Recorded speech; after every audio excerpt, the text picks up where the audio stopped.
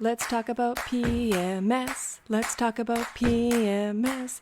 Let's talk about all the good things and the bad things that make us. Let's talk about it.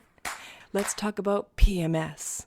Welcome back to the Aligned Womb, Aligned You podcast, where we take ancient womb wisdom to meet the modern body so that we can feel inspired in our life.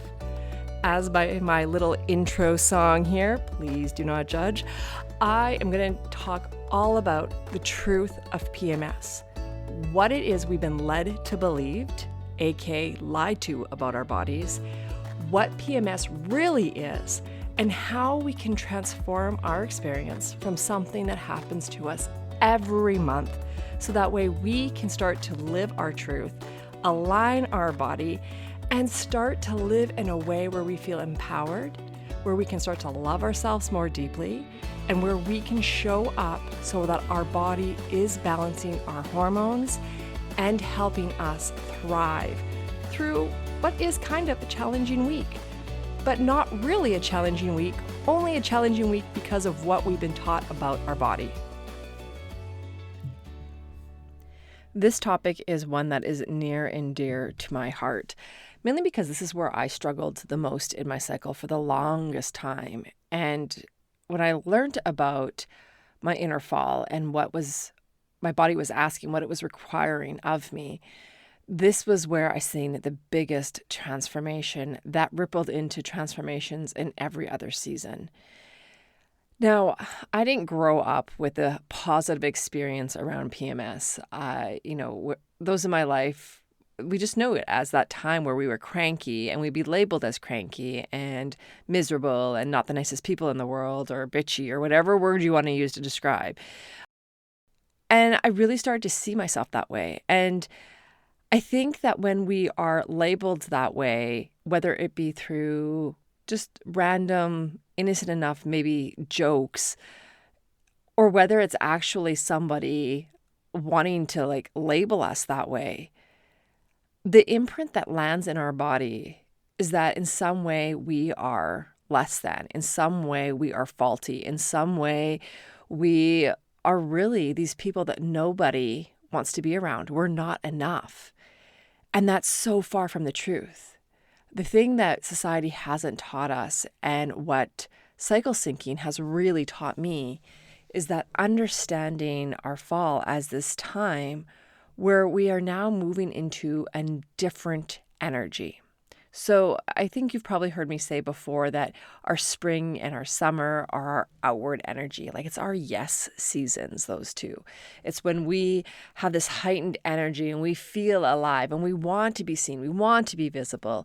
We want to be outgoing. It's this really outgoing pull for us to be outward with our energy, to meet the needs of what people require from us. And it can be really powerful and potent.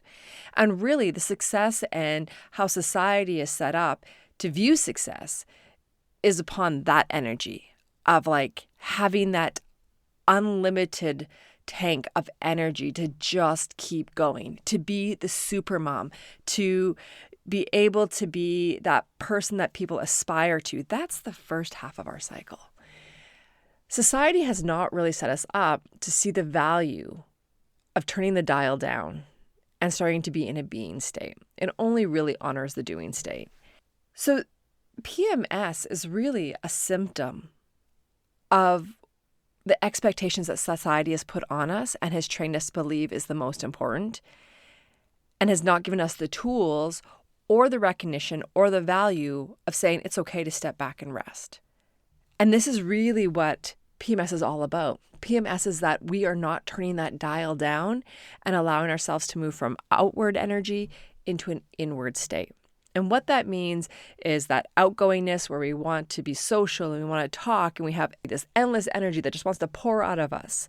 There's a swap that happens as we enter the second half of our cycle, which is our inner fall and our inner winter, that requires us to go into the power of no. Going into this state where we go inwards and we become reflective and we take time for ourselves. And so when we don't do that, that is when rage, headaches or painful periods or cramping, all these physical symptoms and emotional symptoms come rushing in. So this is really not about you as a person. This is about a hormone shift that is happening.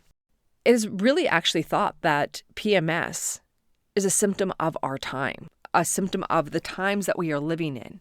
It's us continuing to push to be outward with our energy when our body is really requesting us to slow down and care for itself.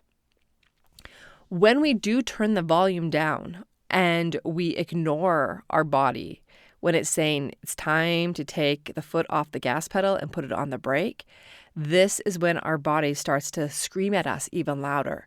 It feels like we're disowning our needs. So it starts to scream at us by intensifying and wreaking havoc in our lives through irritability, through fatigue, through physical symptoms that really force us to stop in our tracks and rest. So the more that we resist this urge to slow down, the more that our body kind of forces us. It's actually really brilliant, if you ask me, and intelligent of our body to know that we cannot run at that phase our whole entire life because we will break. We will not survive. And this is why I personally believe we're seeing so many of these menstrual disorders starting to become more prevalent in a lot of women's health history, is because we're not honoring the second half of our cycle. Now, to really put this in a way and in a perspective that makes it more digestible, is that men also have a cycle. And I don't think we realize this. We see men as masculine energy is this linear energy, and feminine energy is this cyclical energy, which is true. But testosterone, the main hormone for men, is also cyclical. It also has to have its depletion moments and its rising moments. And so when we look at testosterone and we look how it resets in the body, it resets every 24 hours. And when you look at this, that matches our circadian rhythm of how we are trained to run our body and our life. So essentially, testosterone, when a man wakes up in the morning, there is this rise. It goes from a depletion to a rising of testosterone. So in the morning, from let's say 7 a.m. to 11 o'clock, he's in his inner spring. He's feeling social. He's feeling this rise happening in him where it's like, I'm awake, I'm starting my day, I'm going to get stuff done, I see what's ahead of me, and he's in task management mode of just like, we're getting this, we're foreseeing what the day's going to look like. And then lunchtime hits. And from lunch till late afternoon, they're social butterflies. They're talking. They're on the phone with customers. They're maybe talking with coworkers. They're in meetings. They are very much in that communicative state of the inner summer. Where it gets interesting and where it becomes so relatable to women's health is when you think of the men in your life, whether this be an intimate partner, whether this be a parent, a friend, family, whoever it might be, when you think of the men in our lives who come through the front door at 5 p.m., one of two things generally happens. One is I just need 5 minutes to decompress from my day. I just need to go in front of the TV and just not be bothered with anything. Don't ask me to make supper. I just need to decompress from the day. Second thing that happens is the 20-minute bathroom break.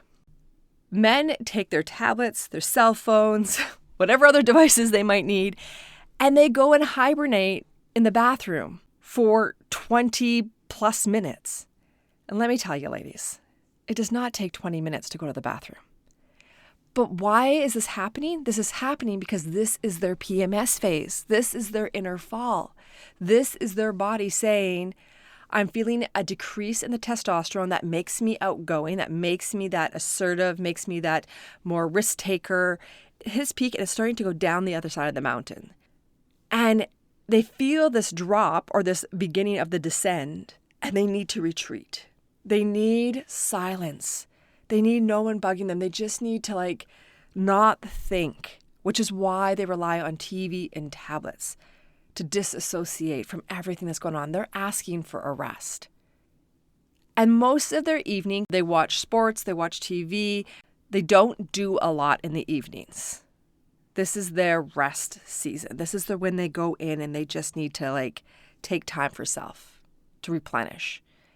And then at midnight till the morning again, they go to sleep and rest. And this is their inner winter. This is their menstruation.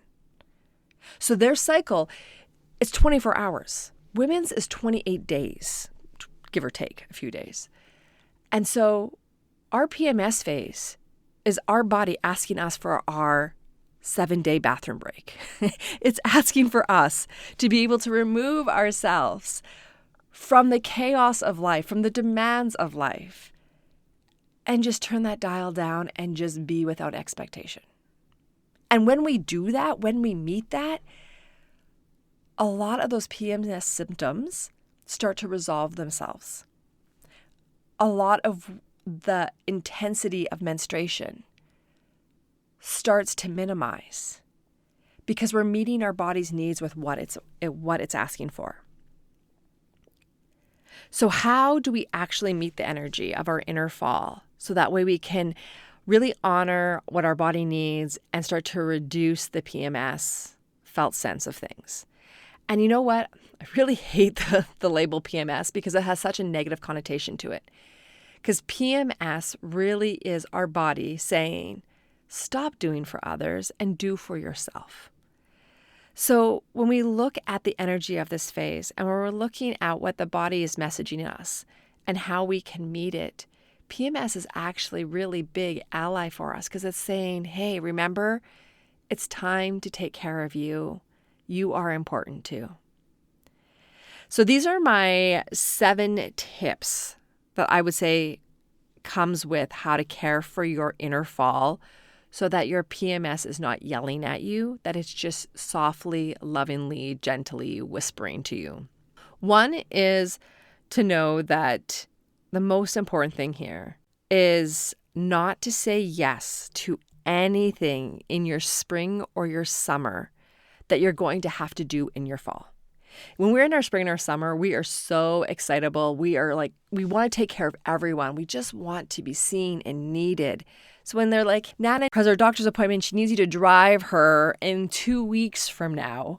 Or, hey, the kids are having a bake sale, but it's in 2 weeks from now. And you're like, I can make 67 muffins and 42 cookies. This is you setting yourself up for PMS. So when we say yes to things in the spring and the summer, they have to be tended to in the spring and the summer. We cannot promise ourselves or book ourselves for who we might be in the fall.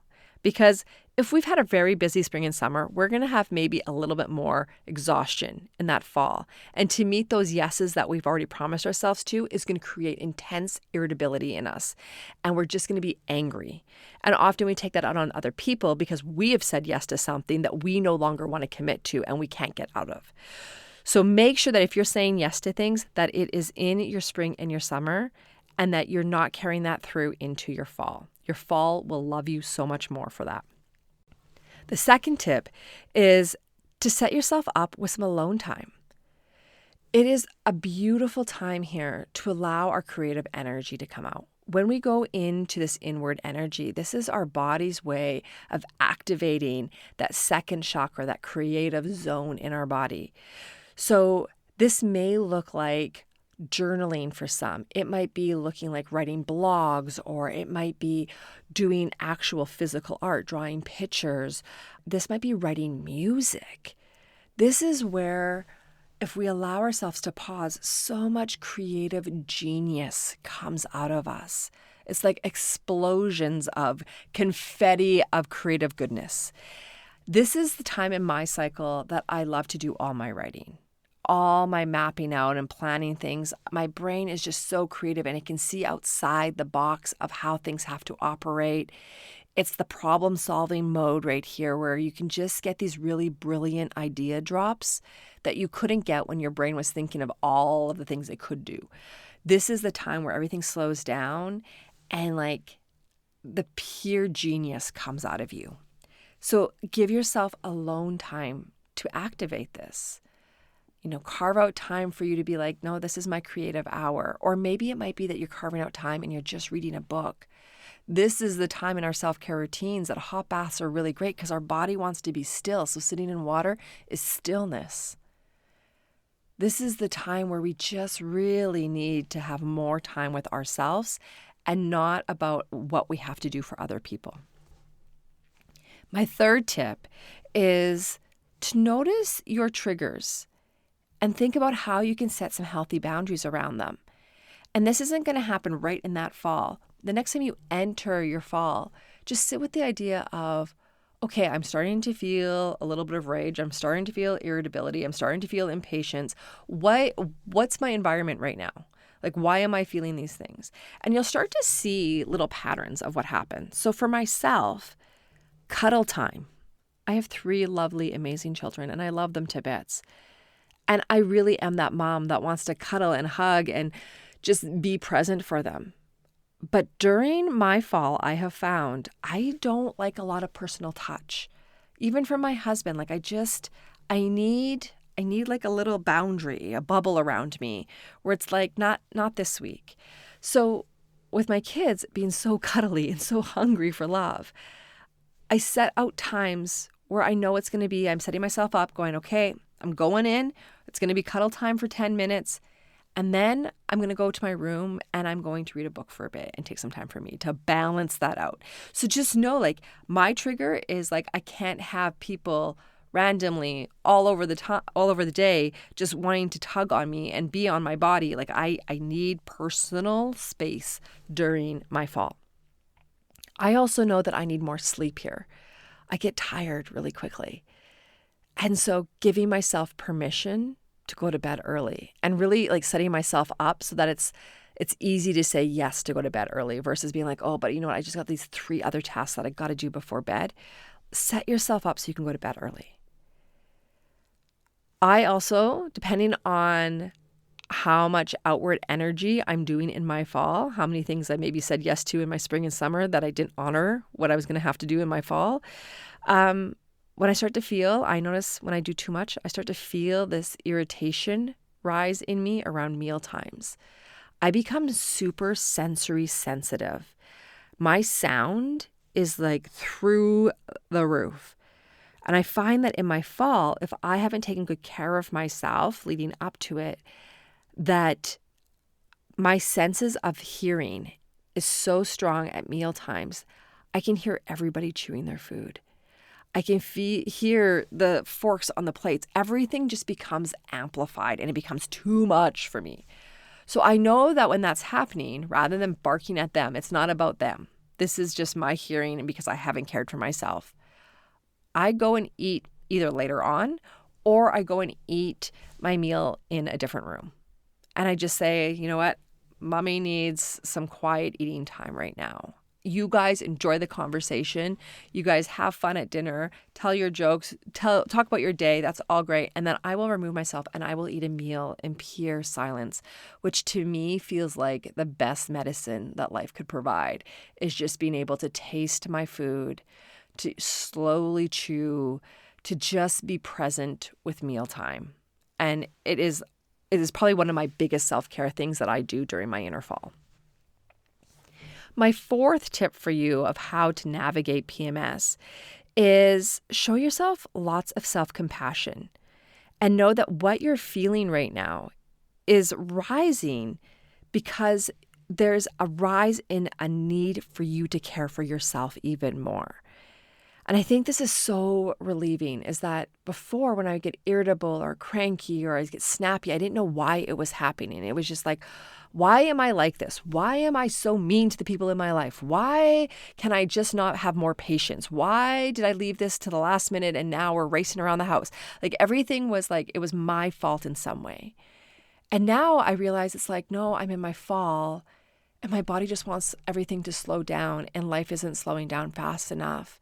So I've just got to actively choose for myself that in order for me to feel good again, it means that I need to just step away for a moment and I need to take a break. I'm going to go and take a 10-minute break.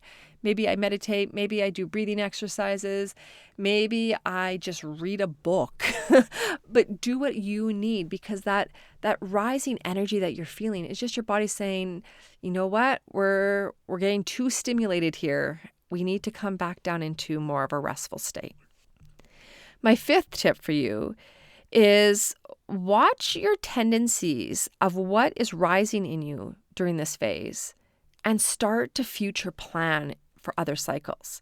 So what I mean by this is I've noticed for myself that in my inner fall, which is pretty common in inner fall, to be honest, that I like to get things done. Like this is the time that you become very task orientated of clearing off the to-do list. So this is where I can become very hyper alert to like my filing or to my email inbox, and I just got to clear things up. So I give myself permission in my spring and my summer to let those things kind of go, because my inner fall, it loves those tasks. It just eats those tasks up, and it gets them done really fast and effectively, because that's where the brain wants. Is it wants less having to really figure stuff out, and it wants more of these tasks that are almost mundane that you just have to get done. The energy that's bubbling like I want to go play is no longer there. It's like, no, I can sit and do this task that might feel boring in my spring and my summer. I know my tendency is to get things done here, and so I really look forward to that. I also use my fall to problem solve big problems in my life. So when I'm stuck on something, when I'm like, do I do this or do I do this, or is this a good decision? I wait till my inner fall comes and I allow myself the space to kind of think of outside the box thinking. Our brain is really designed here to think outside the box and to come up with some brilliant ideas that normally we wouldn't come out with. Now, with that also, I would say, like, don't make any big life decisions here. Like, don't sign the paper in this season, but think outside the box here and solve those problems. It's a really great time to do it. My other tendency that I know is that it's hard for me to stick to healthy habits here. Because energy has dropped, it's not a good time to start a new exercise program. It's not a good time to start a new class that I've never attended to before, like a yoga class or a CrossFit class or anything like that. Like, this would be the time where your body's gonna be like, this was the worst experience ever. I'm never doing that again, right? This is not the time to try something new. And the more that we can set those trying something new or creating healthy habits in our spring, the more likely we can hold the momentum in our fall. So to start it in our fall, not a good thing, but we can maintain the momentum. But I also know this is where it's like that much more effort for me to be on my yoga mat. It's like, I really have to remind myself, I'm going to feel better after this. You just got to do it. And so this is where you might need a little bit more push to do the things that are healthy for you. Our fall is also a time where we crave more food and more sugar because our hormones are requiring different things right now. And we actually do eat more in our fall. So knowing that, have healthy stuff available. You know you're going to crave more food. You know you're going to want to eat more. You know that your body needs more fuel here. So just stock the cupboards and the fridge with the things that you know that you're going to need. So that way you're not running out to the convenience store or you're making those bad choices that may affect your hormones later on because it's not a healthy option. So this is where we can start to watch for our tendencies and start to plan for the future here. My sixth tip for you is that it's really important to know that our fall is the time our inner critic comes out, which is kind of funny, I think, that the inner critic comes out at the time where we feel the most resistance, the most irritable, like life is testing us. But our inner critic is coming to visit us here and make us doubt and make us feel like we're not enough or that we are failing at something. The beautiful thing about knowing this is that the inner critic isn't truth. So I feel the inner critic rising in me in my fall. And then I'm like, oh yeah, hold up. That is not reality. Like, let's do a reality check. Let's actually look at all the things that did go right. Or let's look at all the ways that I did meet my goals. And so know that the inner critic comes in here, which often heightens a lot of those emotional responses that we feel here. But with awareness of knowing, no, this is a hormonal response in the body. This is not my truth. My truth, if I need my truth, I'm going to wait a few weeks and I'm going to check back in and see what my truth is. But don't believe everything that your inner critic is telling you here, because it is just a response to the hormones that are dropping, the estrogen that's depleting in the system, and the progesterone that's making you feel a little bit more sluggish, a little bit more lethargic. It's just asking you to be more inward. And with that being something that we're not really comfortable with in our culture, it's really easy for us to question and doubt ourselves as people. The 7th tip I have for you, and this is a big one, is make no big life decisions here. Wait until after your bleed. And what I mean by that is that because of these shifting hormones that are happening in our body, because we're feeling a lot of, I don't want to say negativity, but that power of no is here, is that we can question a lot in life. And it's good to question, because remember, this is the out-of-box thinking. And so we might get really good insight here. But to make those decisions here could be driven by the emotions and the inner critic, and not by what is actually real for where we want to go or what we want to be.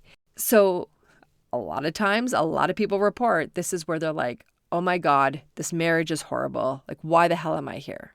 Or, oh my God, this job, I cannot work another day for this person.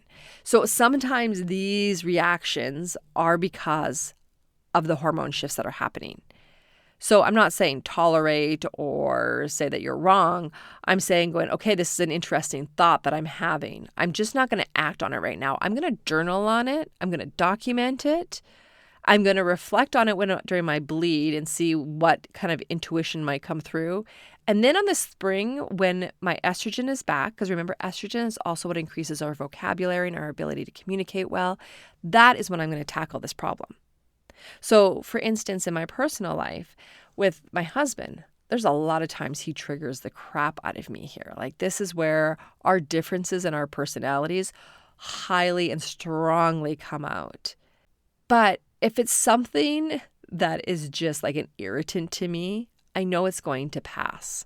I know it's going to go away in a week. I'm going to feel very differently. And then all of a sudden, I'm going to feel all the love. I'm going to see how our differences actually make us better people. And it's a good thing that I'm not actually married to a second Kate. Like, all the reality checks come back in the spring. But the other big thing is that sometimes bigger stuff comes up. Sometimes this is when we do actually get hiccups in our relationship. When I act right here, what happens is I say the wrong thing, or I don't have the capacity to hear his point of view. I make it all about the problem that I see that's unfixable, or the elephant in the room. Like, I become so super focused on something, and I don't really have really good listening skills here. But if I wait until I'm in my spring or my summer, the beautiful thing is that I'm able to meet him with an energy where I'm like, okay, this happened a few weeks ago. It didn't feel good. And this is why it didn't feel good. So can we talk about it? And not only do I open the conversation up to receive information, I have the language that I can meet him with what he needs to hear in a very constructive way versus a blaming way. So don't make big decisions in your fall. Feel the feels, document the feels if you need to. Put the questions out there of, is this a line for me or is it not a line for me? But don't act until we get back into that estrogen season where we can start to reflect and where we can really start to have better communication and to see it from both sides of the brain, right? Like, right now we have these hormones that are making our brain feel one way. Our spring and our summer have different hormones that marinate the brain in a different way that make us feel completely different. So it's always best to see a problem in both lights, to see how I feel in both situations, where the work needs to happen, and how we can address it really constructively so that I'm making the best decision for myself. So PMS, it's not that scary. And the more that we start to see it this way, the more we start to feel it this way in our body, we actually start to see that this is just my inner compass saying, if you rest more or you take more time for you here and make it about you, that you actually have more energy to thrive when we go into the next cycle. And you can be even much more amplified for the people in your life. So there's so much goodness that comes here in the inner fall. We just have to train ourselves to see the worth in it. Because really and truly, our culture praises being in a doing and an achieving phase until we drop. It does not honor or see the gift that comes with just being in deep pauses and being able to be in a being state to experience life. So our fall is all about helping us to deepen into experiencing life. This phase is asking you to be the pause, to be the exhale. As Richard Rood would say, a day without pauses is a day that has not been truly lived. And so our homework with this episode is, can we pause throughout our day? Can we just take these mini, tiny little breaks, even if they're 10 seconds, and see what it feels like to give yourself permission just to stop, to notice something around us, to take it in, and then to move back into the activity that we're into that day? Can we live a life with more pauses in each day to really start to train the body to feel into what it feels like to just be? And our womb-led task this week is to try to live more presently in our fall. How can we honor what our fall is asking of us and giving ourselves permission to be less to others and more for ourselves? Really to begin to craft our art of saying no. And no, I know this isn't easy, but it is life-changing. It has what's changed my experience because now I love my fall. It's actually my favorite season because I'm able to see when irritation or angst or whatever felt sense is coming in. And it's my signal of like, whoa, you know what? You just need to go take a break. You need to go do a little bit of you right now and a little bit less of others.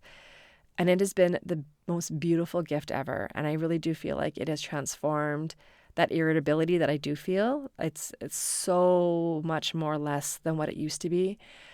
I also don't have painful periods anymore. Like I really do feel that the more I care for myself in the fall, the more everything else just becomes bigger, beautifuler, bolder. You know, it's what's enhanced my life. So I invite you to really feel into your inner fall and feel what that might feel like just to be more about you. For way too long as women, we have been guided to hate our menstrual cycle and to curse our hormones. We have lost the art of seeing the inner power of being cyclical. So, if this podcast is inspiring you and waking up a new curiosity of how your cycle can be your superpower, I invite you to check out the She Sisterhood. This is a monthly membership that will align you to your unique rhythm through aligned womb yoga practices, cycle coaching on how to weave your cycle wisdom into everyday life, and to be part of a community of women that are awakening to their inner power. Remember, womb wisdom equals connection to self, which ultimately equals inspired living. And if you love this episode, don't forget to rate and review. I love seeing how this information is transforming your life.